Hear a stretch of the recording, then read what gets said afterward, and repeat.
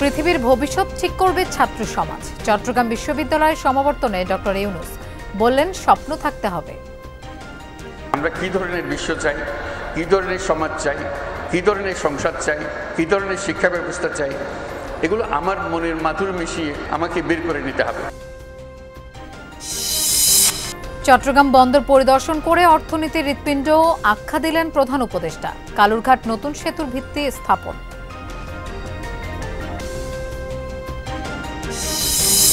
বান্দরবানে কৃষিকাজে শুরু হয়েছে আধুনিক যন্ত্রপাতির ব্যবহার। পরীক্ষামূলক ধান চাষে মিলেছে সাফল্য। কম পরিশ্রমে বেশি ফলনে খুশি চাষিরা।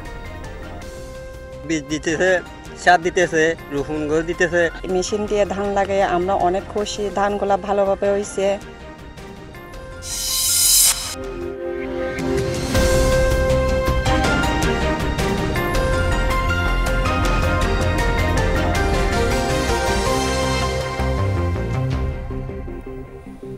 দর্শক দেখছিলেন শিরোনামগুলো, আপনাদের সঙ্গে থাকছি আমি মৌসুমী আহমেদ লোপা। পৃথিবীর ভবিষ্যৎ কেমন হবে সেটা নির্ধারণ করবে ছাত্র সমাজ। চট্টগ্রাম বিশ্ববিদ্যালয়ের পঞ্চম সমাবর্তনে প্রধান উপদেষ্টা ডক্টর মোহাম্মদ ইউনূস বলেন, ব্যবসা কেন্দ্রিক সভ্যতা বাদ দিয়ে মানুষের অর্থনীতি গড়ে তুলতে হবে। দীর্ঘ সময় পরে হলেও সমাবর্তনের আয়োজন করায় বিশ্ববিদ্যালয়কে অভিনন্দন জানিয়েছেন তিনি। অনুষ্ঠানে তাকে সম্মানসূচক ডিলিট ডিগ্রি দেয় চট্টগ্রাম বিশ্ববিদ্যালয়। ৯ বছর পর সমাবর্তন চট্টগ্রাম বিশ্ববিদ্যালয়ে। তার উপর প্রধান অতিথি এই ক্যাম্পাসের সাবেক শিক্ষক ও বর্তমান অন্তর্বর্তী সরকার প্রধান ডক্টর মোহাম্মদ ইউনূস। পঞ্চম সমাবর্তনে অংশ নেয় ২৫,৫৮৬ শিক্ষার্থী। অন্তর্বর্তী সরকারের দায়িত্ব গ্রহণের পরে ডক্টর মোহাম্মদ ইউনূস প্রথমবারের মতো উপস্থিত হন ক্যাম্পাসে। প্রধান অতিথির বক্তব্যে ডক্টর মোহাম্মদ ইউনূস তার শিক্ষক জীবনের স্মৃতিচারণ করেন। বলেন, ১৯৭৪ সালে দুর্ভিক্ষ দেখে মানুষের জন্য কিছু করার চিন্তা থেকেই আসে ক্ষুদ্র ঋণ প্রকল্পের আইডিয়া। এই জোবরা থেকে যা শিখেছি তারই বহিঃপ্রকাশ। অন্তর্বর্তী সরকার প্রধান শিক্ষার্থীদের উদ্দেশ্যে বলেন, ছাত্র সমাজ ঠিক করবে তারা কেমন ভবিষ্যৎ চায়। পৃথিবীর ভবিষ্যৎ আমাদের নিজেদের প্রত্যেকের হাতে। আমরা যেভাবে বিশ্ব গড়তে চাই সেভাবেই বিশ্ব গড়তে পারি। আমি যেভাবে বলেছি সেভাবে গড়তে হবে এমন কোনো কথা নাই। নিজের মনের একটা স্বপ্ন থাকতে হবে, এটাই আমার আবেদন, যে আমরা কি ধরনের বিশ্ব চাই, কি ধরনের সমাজ চাই, কি ধরনের সংসার চাই, কি ধরনের শিক্ষা ব্যবস্থা চাই, এগুলো আমার মনের মাধুর মিশিয়ে আমাকে বের করে নিতে হবে। গতের মধ্যে ঢুকে গেলাম, যা আছে সেটা মেনে নিলাম, তাহলে কিছুই পাল্টাবে না, কিছুই পরিবর্তন হবে না। বর্তমান বিশ্ব ব্যবসা কেন্দ্রিক সভ্যতা, যা কিনা আত্মঘাতী, উল্লেখ করে প্রফেসর ইউনূস কল্যাণমুখী সভ্যতা গড়ে তোলার উপর জোর দেন। আমরা এক ব্যবসা কেন্দ্রিক সভ্যতা গড়ে তুললাম। আমরা এই সভ্যতা আত্মঘাতী সভ্যতা, এটা টিকবে না। যে আমাদেরকে আবার নতুন সূত্রে যাত্রা শুরু করতে হবে। যে অর্থনীতির ভিত্তি হবে মানুষ, যে অর্থনীতির ভিত্তি হবে তার ভবিষ্যৎ পরিকল্পনা, ভবিষ্যৎ চিন্তাধারা, কীভাবে সে নিজেকে আবিষ্কার করবে, আবিষ্কার করার প্রবণতা। প্রধান উপদেষ্টা বলেন, পৃথিবীর ভবিষ্যৎ নিজেদের হাতে। নিজেদের স্বপ্ন থাকতে হবে। গবেষণার মাধ্যমে পুরো বিশ্বকে নিজেদের আয়ত্তে আনতে হবে। আমরা শুধু খণ্ডিত বিষয়ে গবেষণা করার জন্য নিয়োজিত নই। আমরা এই প্রত্যেকটি গবেষণার পেছনে একটি আমাদের উদ্দেশ্য, সমস্ত বিশ্বকে আমাদের মনের মতো করে সাজানোর জন্য, মনের মতো করে বানানোর জন্য। আমাদের যদি সেই লক্ষ্য না থাকে তাহলে এগুলো গন্তব্যবিহীন গবেষণা, গন্তব্যবিহীন শিক্ষাতে পরিণত হবে। ডক্টর মোহাম্মদ ইউনূসকে সম্মানসূচক ডিলিট ডিগ্রি প্রদান করে চট্টগ্রাম বিশ্ববিদ্যালয়। পরনে গাউন, মাথায় টুপি আর হাতে সনদপত্র। বিশ্ববিদ্যালয় শিক্ষার্থীদের কাছে আজীবন আরাধ্য এই স্বপ্নের নাম সমাবর্তন।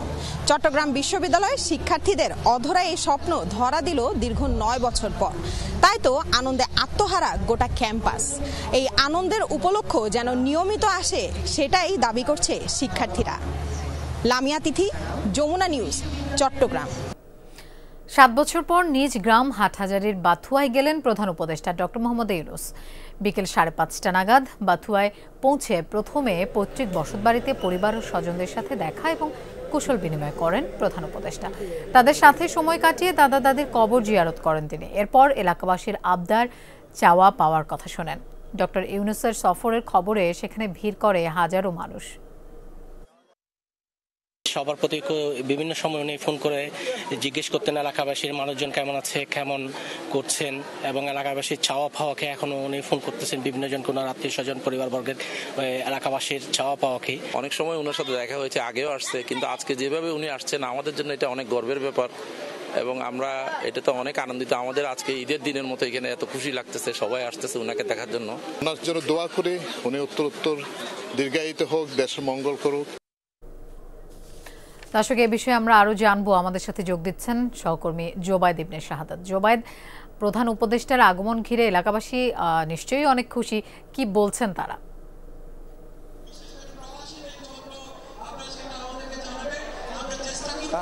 লোপা, উপদেষ্টা এসেছেন, তার পরিবারের সদস্যদের সাথে কথা বলেছেন, তারপর নিজে দাদা দাদির কবর জিয়ারত করেছেন, পিছনে যে ভিড় দেখছেন মানুষের, তাদের সাথে দেখা করেছেন, তাদের অনুভূতি জানার চেষ্টা করেছেন, তাদেরকে নিজের স্মৃতির রোমন্থন করেছেন। তারা বলেছেন তাদের দাবির কথা, সেগুলো উপদেষ্টা শুনেছেন এবং বলেছেন যে তাদের উদ্দেশ্যে যে আপনাদের দাবিগুলো আমরা শুনলাম, আমি শুনেছি, সেগুলো আমি আপনাদের দাবি পূরণ করার চেষ্টা করব। পরবর্তীতে তিনি বলেছেন যে এই জায়গা তার স্মৃতি ঘেরা, এখানে তিনি পড়ালেখা করেছেন তৃতীয় শ্রেণী পর্যন্ত, তার ছেলেবেলার কিছু স্মৃতিচারণ করেছেন এবং এই সংক্ষিপ্ত সফরের মধ্যে তারপরও তিনি চেষ্টা করেছেন একটা সময় নিজের এলাকাবাসীর জন্য রাখার, সেটাই তিনি বলেছেন এবং পরবর্তীতে তিনি আবার আসবেন বলে এলাকাবাসীকে জানিয়েছেন। এলাকাবাসী তার দেখা পেয়ে, এই যে ক্ষণিকের দেখা, সেই দেখাটা তাদের কাছে একেবারে আকাশের চাঁদ পাওয়ার মতোই ছিল। তারা বলেছেন এইরকম একজন মানুষ যিনি দেশ পরিচালনা করছেন, নিজের গ্রামের সন্তান, তাকে এত কাছ থেকে দেখতে পারা, এটাই তাদের কাছে ঢের বেশি এবং তারা বলছেন তারা উপদেষ্টাকে যদি আবারও এইভাবে পান তারা সেই জায়গা থেকে নিজেদেরকে ধন্য মনে করবে, এমনটাই তারা বলেছেন। লোপা। জোবায়েদ, আপনাকে ধন্যবাদ আমাদের সাথে যোগ দেওয়ার জন্য।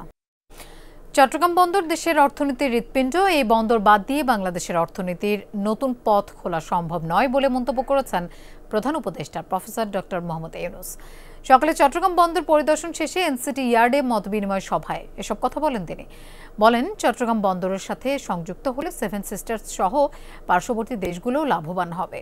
পরে সার্কিট হাউসে পৃথক অনুষ্ঠানে নতুন কালুরঘাট সেতুর ভিত্তিপ্রস্তর স্থাপনের স্মারক ফলক উন্মোচন করেন প্রধান উপদেষ্টা। সকালে এনসিটি ৪ নম্বর গেট দিয়ে চট্টগ্রাম বন্দরে প্রবেশ করেন অন্তর্বর্তী সরকারের প্রধান উপদেষ্টা প্রফেসর ডক্টর মোহাম্মদ ইউনূস।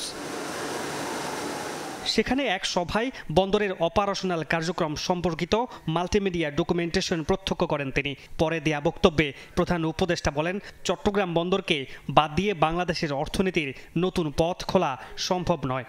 চট্টগ্রাম বন্দরটা হলো বাংলাদেশের অর্থনীতির হৃৎপিণ্ড। বাংলাদেশের অর্থনীতি যদি পাল্টাতে হয় তাহলে চট্টগ্রাম বন্দর হলো ভরসা।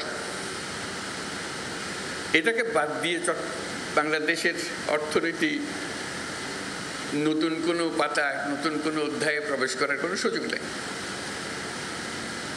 এই পথ খুলে দিলে বাংলাদেশের অর্থনীতির পথ খোলে। চট্টগ্রাম বন্দরকে বিশ্বমানের করতে এবং সক্ষমতা বাড়াতে বিশ্বসেরা বিদেশি অপারেটর নিয়োগের যৌক্তিকতা তুলে ধরেন প্রধান উপদেষ্টা। চট্টগ্রাম বন্দরের সাথে সংযুক্ত হলে পার্শ্ববর্তী দেশগুলো লাভবান হবে বলে জানান তিনি। শুধু হৃৎপিণ্ড বাংলাদেশের জন্য না, আশেপাশের দেশগুলোর সঙ্গে সংযুক্ত। যে কারণে নেপালের কথা বললাম, ভুটানের কথা বললাম, সেভেন সিস্টার্সের কথা বললাম। ভুটান যদি এটার সঙ্গে সংযুক্ত হয় সেও লাভবান হবে, আমরাও লাভবান হব। সেভেন সিস্টার যদি এটার সঙ্গে সংযুক্ত হয় তারাও লাভবান হবে, আমরাও লাভবান হব। এই হৃৎপিণ্ডকে বাদ দিয়ে চললে যারা এটাতে বাদ দেবে তারা ক্ষতিগ্রস্ত হবে। রপ্ত সঞ্চালন হবে না সেখানে, অর্থনৈতিক সঞ্চালন হবে না সেখানে। পরে চট্টগ্রাম সার্কিট হাউসে পৌঁছালে প্রধান উপদেষ্টাকে গার্ড অফ অনার প্রদান করা হয়। সেখান থেকে বহুল প্রতীক্ষিত নতুন কালুরঘাট সেতুর ভিত্তিপ্রস্তরের স্মারক ফলক উন্মোচন করেন প্রধান উপদেষ্টা, যা দক্ষিণ চট্টগ্রামের মানুষের দীর্ঘদিনের দাবি। 11,560 কোটি 76 লাখ টাকা ব্যয়ে নির্মিতব্য নতুন রেল কাম সড়ক সেতুটির কাজ 2029 সালে শেষ হওয়ার কথা। এরকম যারা কাজে নিয়োজিত আছেন। সার্কিট হাউসে চট্টগ্রাম মহানগরীর জলাবদ্ধতা নিরসন এবং অক্সিজেন হাটহাজারী মহাসড়ক উন্নয়ন নিয়ে মতবিনিময় সভায় অংশ নেন প্রধান উপদেষ্টা। এটা সবার সমস্যা, সবাই আমরা যেন সমবেতভাবে সমাধান দিতে পারি। সভা শেষে দক্ষিণ কাট্টলী এলাকায় প্রস্তাবিত হার্ট ফাউন্ডেশন হাসপাতালের 23 একর জমির দলিল হস্তান্তর করেন তিনি। মামুন রশিদ অভি, যমুনা নিউজ, চট্টগ্রাম।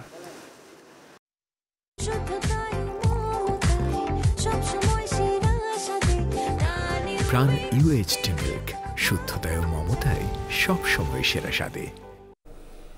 উৎসব মুখর পরিবেশে চট্টগ্রামের হাটহাজারীতে লাঙ্গল মোড়া উচ্চ বিদ্যালয়ে অনুষ্ঠিত হয়েছে অভিভাবক সমাবেশ। স্কুলটির 94 বছর পূর্তি উপলক্ষে আয়োজিত সমাবেশে বক্তারা শিক্ষিত জাতি গঠনে অভিভাবকদের ভূমিকা তুলে ধরেন। নতুন প্রজন্মকে মোবাইল সহ সব ধরনের আসক্তি থেকে দূরে রাখার আহ্বান জানান তারা। অনুষ্ঠানে 5 শিক্ষার্থীর মাকে বেস্ট মাদার অ্যাওয়ার্ড দেওয়া হয়। এ সময় জেলা লায়ন গভর্নর সহ অন্যরা উপস্থিত ছিলেন।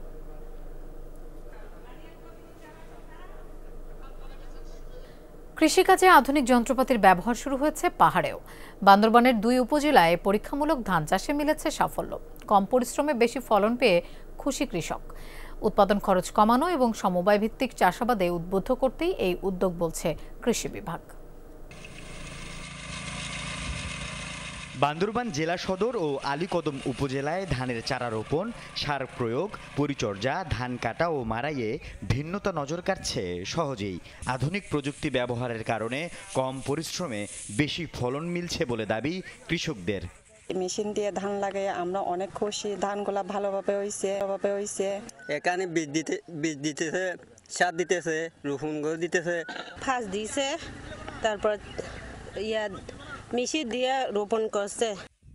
এবছর বোরো মৌসুমের শুরু থেকে কৃষকদের সমবায় ভিত্তিক চাষাবাদে উদ্বুদ্ধ করে উৎপাদন খরচ কমিয়ে আনতেই কৃষি বিভাগের এই উদ্যোগ।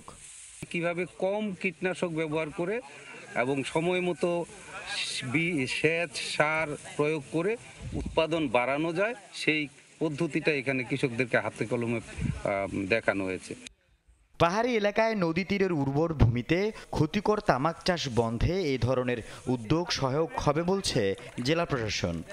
একযোগে চাষাবাদ করে একযোগে ফসল কর্তন এবং আমাদের যে কৃষি যন্ত্রপাতির ব্যবহার, নতুন প্রযুক্তি ব্যবহার করে কৃষির খরচটা কমিয়ে আনা, এই বিষয়টাকেও উৎসাহিত করার চেষ্টা করা হয়েছে।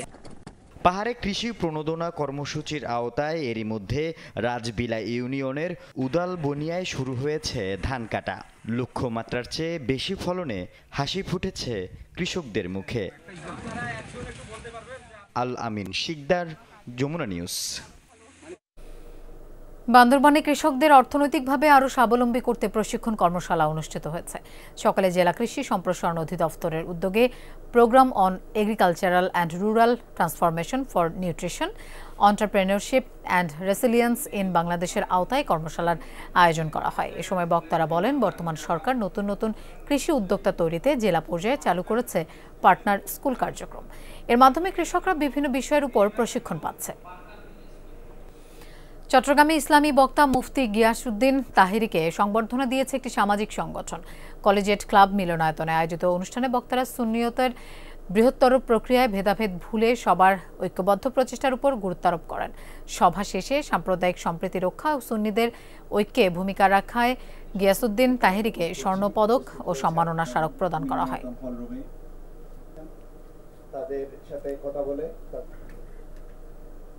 দর্শক, এই ছিল আজকে চট্টগ্রামের আয়োজনের। এতক্ষণ সাথে থাকার জন্য ধন্যবাদ সবাইকে।